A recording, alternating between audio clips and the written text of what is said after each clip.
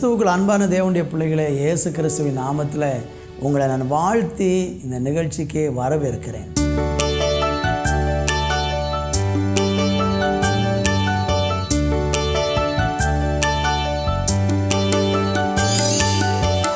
நாமம் உயரணுமே, அரசு வரணுமே, விருப்பம் நடக்கணுமே, நாமம் உயரணுமே, அரசு வரணுமே, விருப்பம் நடக்கணுமே. அப்பா பிதாவே, அப்பா அப்பா பிதாவே, அப்பா அப்பா பிதாவே, அப்பா அப்பா பிதாவே, அப்பா. பிறர் குற்றம் மன்னித்தோமாகையால் எங்கள் குறைகளை மன்னியோமே. பிறர் குற்றம் மன்னித்தோமாகையால் எங்கள் குறைகளை மன்னியோமே, குறைகளை மன்னியோமே. அப்பா பிதாவே, அப்பா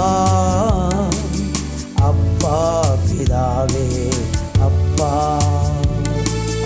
அப்பா பிதாவே, அப்பா அப்பா பிதாவே, அப்பா.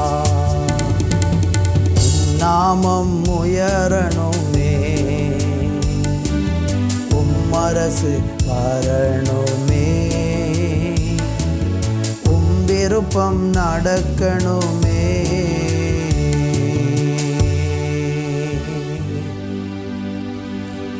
ஆண்டவரே, உம்முடைய சித்தம் பரமண்டலங்களில் செய்யப்படுகிறது போல இந்த பூமியிலும் செய்யப்படுவதாக என்று உம்முடைய வார்த்தை சொல்லுகிறது அல்லவா? ஆண்டவரே, உம்முடைய வார்த்தையின்படியாகவே இந்த நாட்களில் உம்முடைய சித்தம் ஆண்டவரே இந்த பூமியிலே செய்யப்பட எங்களை ஒப்பு கொடுக்குறோம். எங்கள் வாழ்க்கையில் எது நடந்தாலும் எங்கள் ஆண்டவருடைய பரிபூரண சித்தம் நிறைவேற ஒப்பு கொடுக்கிறோம். இயேசுவின் நாமத்தில் பிதாவே, ஆமேன், ஆமேன். அருமையான தேவனுடைய பிள்ளைகளே, இந்த நாளிலே நம்ம தியானிப்பதற்கு மத்தேயு 6ஆம் அதிகாரம் அதனுடைய 14வது வசனத்தை நான் வாசிக்கிறேன். மனுஷனுடைய தப்பிதங்களை நீங்கள் அவர்களுக்கு மன்னித்தால் உங்கள் பரமபிதா உங்களுக்கும் மன்னிப்பார். தேவனுடைய பிள்ளைகளே, நாம் இந்த பூமியில் வாழும்போது தேவனுடைய மன்னிப்பை பெற வேண்டியது ரொம்ப ரொம்ப அவசியம்.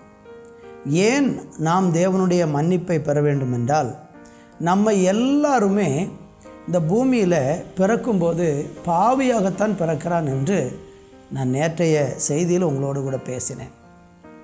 அப்போ நம்ம எல்லாரும் பாவியாக இந்த உலகத்தில் பிறக்கிறதுனால எல்லா மனுஷனுக்கும் ஒரு மன்னிப்பு தேவை. அந்த மன்னிப்பு எப்படி நமக்கு கிடைக்கும் என்றால், இயேசு கிறிஸ்துவனுடைய இரத்தத்தின் மூலம் நமக்கு பாவ மன்னிப்பு கிடைக்கிறது. அது இயேசு கிறிஸ்துவை நீங்கள் விசுவாசிக்கிறதன் மூலம் உங்களுக்கு பாவ மன்னிப்பு கிடைக்கிறது. இது முதலாவது காரியம். ரெண்டாவது ஒரு விஷயம் என்னென்னா, நம்ம ஸ்தோத்திரம் மனுஷர்களுடைய தப்பிதங்களை நம்ம மன்னிச்சா தான் பரமபிதா நமக்கும் மன்னிப்பாராம். சிலர் பாருங்கள், உங்களை காயப்படுத்தியிருப்பாங்க. சிலர் உங்களை 4 பேர்கிட்ட சொல்லி தூஷணம் பண்ணியிருப்பாங்க. சிலர் உங்களுக்கு விரோதமாக திட்டமிட்டு சில சதியான காரியங்களை செஞ்சுருப்பாங்க. அவங்க செஞ்சது நிமித்தம் நீங்கள் காயப்பட்டிருப்பீங்க, பாதிக்கப்பட்டிருப்பீங்க, இழப்புகளை சந்திச்சிருப்பீங்க, பலவிதமான துன்பங்களை அனுபவிச்சிருப்பீங்க. அப்போ நமக்கு என்ன உண்டாகுது? அவங்க மேலே ஒரு கோபம். இப்படி செஞ்சிட்டாங்க, நான் நம்பினேன், ரொம்ப நம்பினேன், ஆனால் எனக்கு இப்படி ஒரு தீமை செய்வாங்கன்னு நான் நினைத்தே பார்க்கவில்லை, என்னை இப்படி பண்ணிட்டாங்களேன்னு சொல்லி அவங்க மேலே நமக்கு ஒரு கோபம் உண்டாகும். அந்த கோபம் கொஞ்ச நாள் கழித்த உடனே நம்ம இருதயத்துக்குள்ளே கசப்பாக மாறிடும். அந்த கசப்பு கொஞ்ச நாள் கழித்து என்ன ஆகும்னா வேர் விட்டு ரொம்ப ஆழமாக இருதயத்தில் பதிஞ்சிரும். அப்புறம் மறக்கவே முடியாது, மன்னிக்கவே முடியாது அப்படிங்கிற ஒரு நிலைக்கு வந்து அவங்கள முற்றிலுமாய் வெறுத்து எப்போ பார்த்தாலும் அவங்க பேரை கேட்டாலே உங்களுக்கு எரிச்சல், அவங்கள கண்டாலும் உங்களுக்கு ரொம்ப கஷ்டமாகுது. அவங்க இருக்கிற இடத்துக்கு நீங்கள் போக மாட்டேங்கிங்க. அவங்கள பற்றி யாராவது பேசுனா உடனே உங்களால் சகிக்க முடியலை. இப்படிப்பட்ட மன்னிக்க முடியாத கசப்பின் வேர் உள்ளத்தில் ஆழமாக பதியும் போது நம்முடைய சரீரத்தில் பலவிதமான வியாதிகள் அது நிமித்தமாக வருகிறது. இந்த கோபத்தினால தான் மனிதர்களுக்கு அல்சர் வியாதி வருதுன்னு சொல்கிறாங்க. கோபத்தினால ப்ரெஷர் அதிகமாகும்னு மருத்துவர்கள் சொல்கிறாங்க.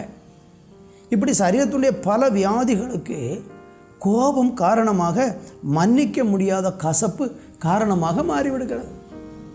இயேசுவை பாருங்கள், சிலுவையில் அவரை கூடையே திரிந்து 3.5 வருஷம் நன்மை செஞ்ச அந்த யூதாஸ் காரியத்தை அவரை காட்டி கொடுத்தார். இயேசு அந்த யூதாஸை கடிந்து கொண்டார். ஆனால் அவனையும் இயேசு என்ன செஞ்சார்னா மன்னிக்க தான் செஞ்சார். அவன் காட்டி கொடுப்பான்னு தெரிஞ்சதுக்கப்புறமும் அவன் மேலே இயேசு கொஞ்சம் கூட கசப்பை காண்பிக்கவே இல்லை. அப்போ யூதாஸ் காரியத்தை இயேசு மன்னிச்சார். மாத்திரமல்ல, அவரோடு கூட இருந்த சீசர்கள் கூட பலரும் அவரை புரிஞ்சுக்கிடாமல் தேவையில்லாமலாம் பேசினாங்க, மன்னிச்சார். அவரை சிலுவையில் அறைந்தவர்களை கூட மன்னித்தார். பிதாவே, இவர்கள் செய்வது இன்னதென்று அறியாதனால இவர்களுக்கு மன்னியும் என்றார். அப்போ இயேசு எப்படி நமக்கு முன்மாதிரியாக இருக்கிறாரோ அதுபோல் நானும் நீங்களும் மன்னிச்சா பரமபிதா நமக்கும் மன்னிப்பாராம். நீங்கள் வேத புஸ்தகத்தில் மத்தேயு 6:12 படிச்சிங்களா? எங்கள் கடனாளிகளுக்கு நாங்கள் மன்னிக்கிறது போல எங்கள் கடன்களை எங்களுக்கு மன்னியும் என்று அந்த ஜெபத்தில் ஆண்டவர் வந்து சொல்லி கொடுக்குறார். அப்போ நம்ம ஆண்டவரிடத்தில் மன்னிப்பை பெற வேண்டும் என்றால் மற்றவர்களை மன்னிக்கணும். இப்போ நீங்கள் சொல்லுவீங்க, ஐயோ என்னால் மன்னிக்கவே முடியாது அப்படின்னா அது முடியாது தான். ஆனால் அவங்கள மன்னிக்கிறதுக்கு உங்கள் மனசை மாற்றுறதுக்கு கடவுள் உதவி செய்வார். அது ஒரு பெரிய ஆரோக்கியம், அது ஒரு பெரிய ஆசீர்வாதம். நீங்கள் ரொம்ப ரிலீஸ் ஆகிடுவீங்க, ரொம்ப விடுதலை ஆகிடுவீங்க, ரொம்ப ரிலாக்ஸ் ஆகிடுவீங்க. அந்த கசப்பு உங்களை விட்டு போய் அவங்க கூட பேசவோ அல்லது அவங்கள மன்னிக்கிற ஒரு வாய்ப்பு உங்களுக்கு கிடைக்கும்போது நீங்கள் அதை செஞ்சு பாருங்கள். உங்கள் வாழ்க்கையில் ஒரு பெரிய ஆசீர்வாதமாக அது உங்களுக்கு மாறும். கர்த்தருக்கு மகிமை உண்டாவதாக. எனவே இந்த நாட்களில் நானும் நீங்களும் மற்றவர்களை மன்னிக்க ஆண்டவரிடத்தில் மன்றாடி கேட்போம். ஏசப்பா எனக்கு மன்னிக்கிற கிருபையை கொடுங்க என்று கேட்டால் ஆண்டவர் நிச்சயமாக நம்மளை மன்னிக்க உதவி செய்வார். கொலோசியர் 3:13 சொல்லுகிறது, ஒருவரை ஒருவர் தாங்கி ஒருவர் பேரில் ஒருவருக்கு குறைபாடு உண்டானால் கிறிஸ்து உங்களுக்கு மன்னித்தது போல ஒருவருக்கொருவர் மன்னியுங்கள். குறைபாடு எல்லார்கிட்டையும் இருக்கும், யார்கிட்ட தான் குறையில்லை. நீங்கள் எவ்வளவு நல்லவங்கன்னு சொல்கிறவங்கள்ட்ட ஒரு 2 நாள் கூட தங்கி பாருங்கள், ஐயோ இவங்க இப்படிப்பட்டவன்னு எனக்கு தெரியாதே அப்படி சொல்லுவீங்க. அவங்ககிட்டே குறை இருக்கும். பூமியில் குறையில்லாத மனுஷர்கள் யாரும் இல்லை. ஆனால் நம்ம மன்னிப்பை பெறுகிறதான ஒரு மனம் இருக்குது பாருங்கள், அதை கடவுள்கிட்ட கேளுங்க. அந்த மன்னிப்பின் மனதை ஆண்டவர் நமக்கு தருவாராக. அது இயேசுவின் மனது. நீங்கள் அவரை ஏற்றுக்கொண்டு அவரை பின்பற்றும் போது உங்களுக்கு அந்த இயேசுவனுடைய மன்னிக்கிற இருதயம் வந்துடும். நீங்கள் ஆசீர்வாதமாக இருப்பீங்க. எத்தனை வருஷமாக உடன்பிறந்த சகோதரர்கள்ட்ட கூட பேசாமல் இருக்கிற ஒரு கசப்பு நமக்குள்ளே இருக்கிறது. இன்றைக்கி அதையெல்லாம் எடுத்து போட்டு மன்னிக்கிற தெய்வத்தை சார்ந்து கொள்வோம். மன்னித்து மன்னிப்பு பெறுவோம்.